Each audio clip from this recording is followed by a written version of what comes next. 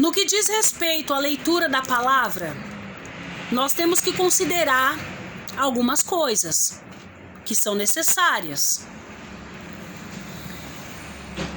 Nós temos que buscar o Criador, é um ponto, né, observar, estar em espírito, porque na Bíblia tem segredos espirituais, tem mistérios espirituais que só são revelados ao que está em espírito.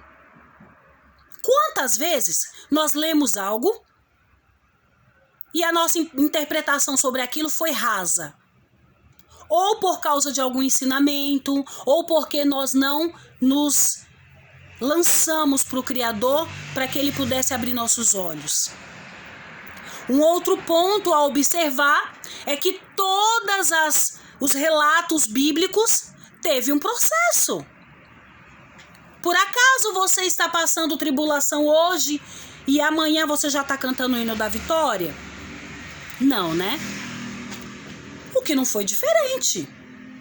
O que nós conhecemos da história de Jó é que Jó tinha, Deus tirou e Deus deu.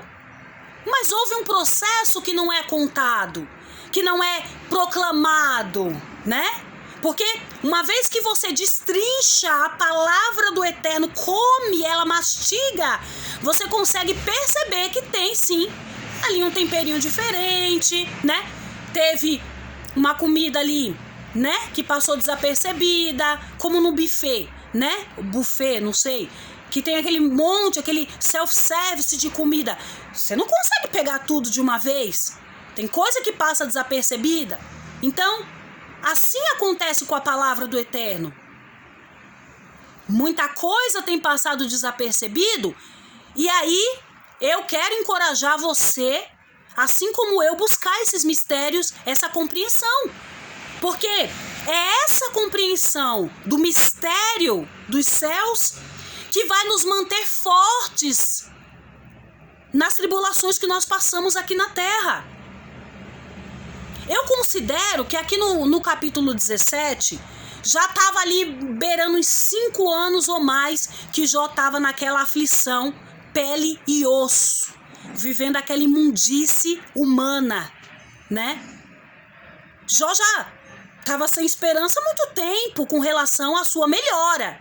Mas no fundo, ele acreditava. Porque ele fala no versículo 3 do capítulo 17: Senhor, de ti é que pode vir o grande livramento.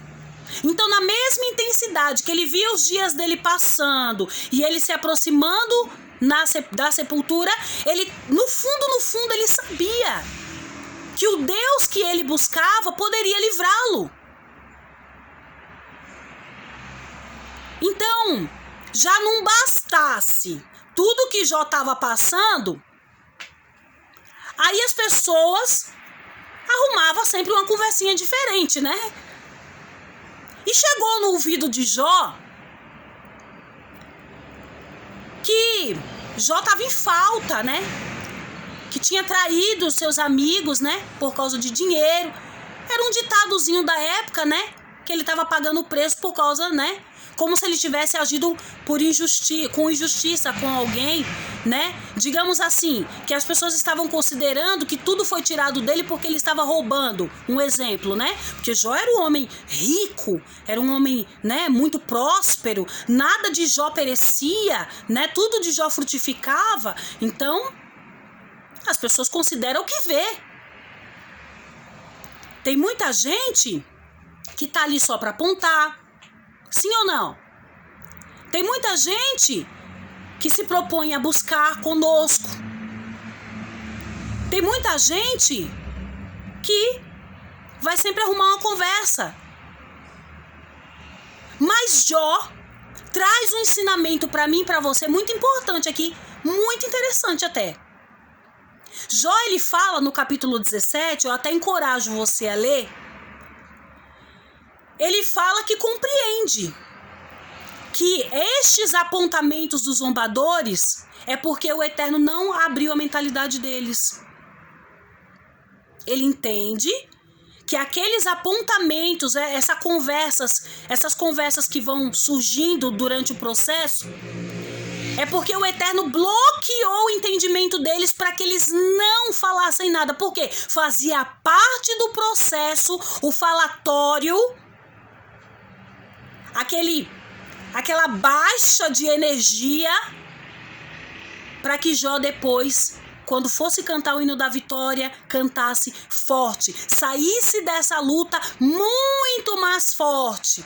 A nossa tribulação não é pra gente passar, orar, jejuar, vencer e testemunhar e acabou. Sabe, recebi minha bênção, não quero mais saber. Não, a nossa tribulação é permitida pelo Criador para que nós venhamos ser mais fortes, sabe? Considerar que nos últimos dias... Gente, pensa. Uma pessoa que não cuida da saúde, ela tem qualidade de vida? Quando ela é nova, tudo tá bom. Mas quando chega uma certa idade? Então, o que o Eterno quer espiritualmente nos ensinar nessa dor, nessa tribulação, é nós estarmos então fortalecidos para o que vem aí. Ele está voltando, né? E precisa que nós sejamos fortes para, sabe, fazer decisões em favor dos céus, para tomar as melhores decisões, para buscar os melhores dons, para estar ligado na videira verdadeira.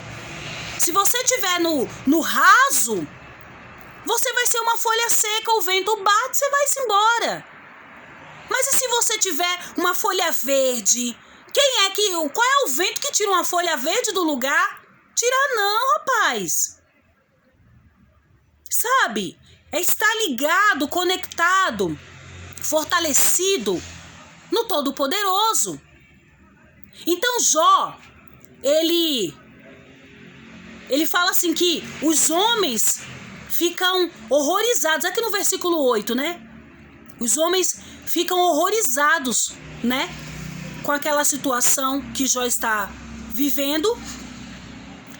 Aí, não satisfeito, outros dizem que ele descreu de Deus, que ele, né?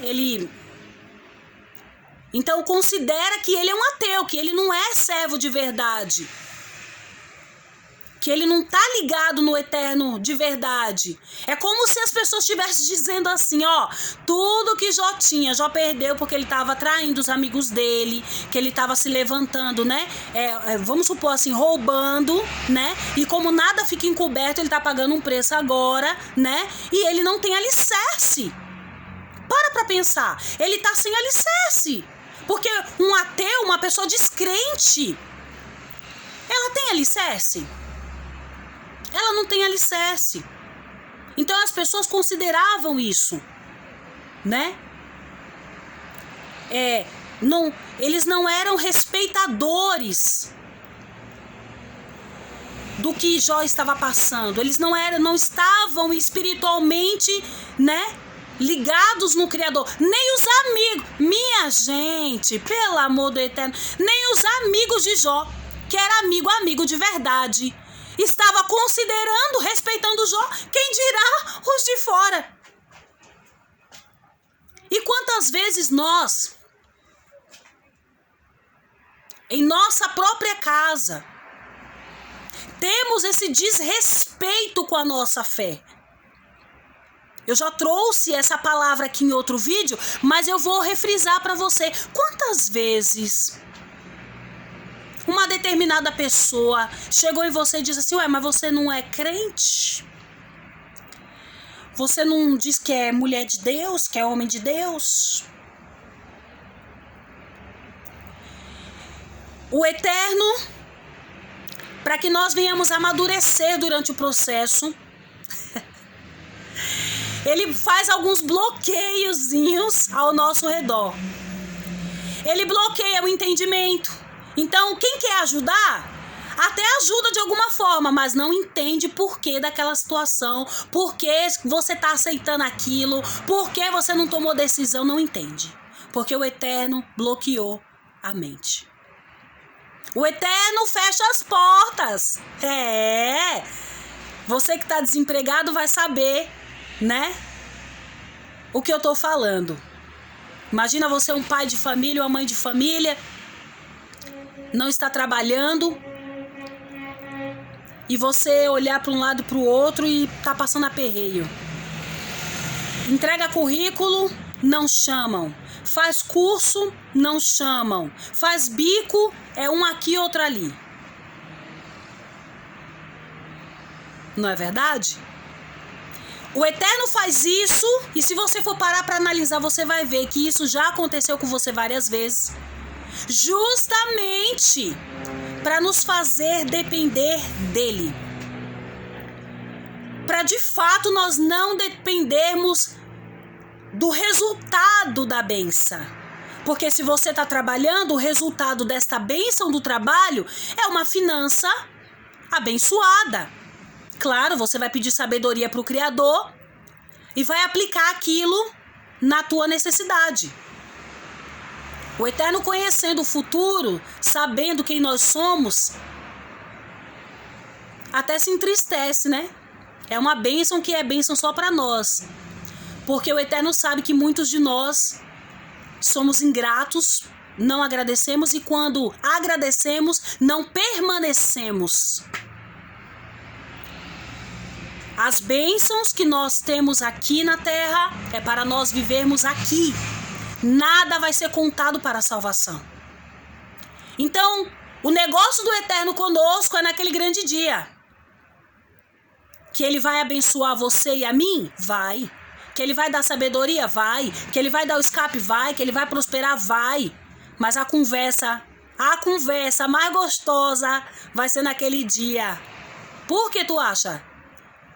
Porque é plano de salvação, sabe? É plano de salvação, é eternidade. Eternidade, tu entende? Eternidade. E na eternidade, nada do que tem aqui atrai os olhos do Criador.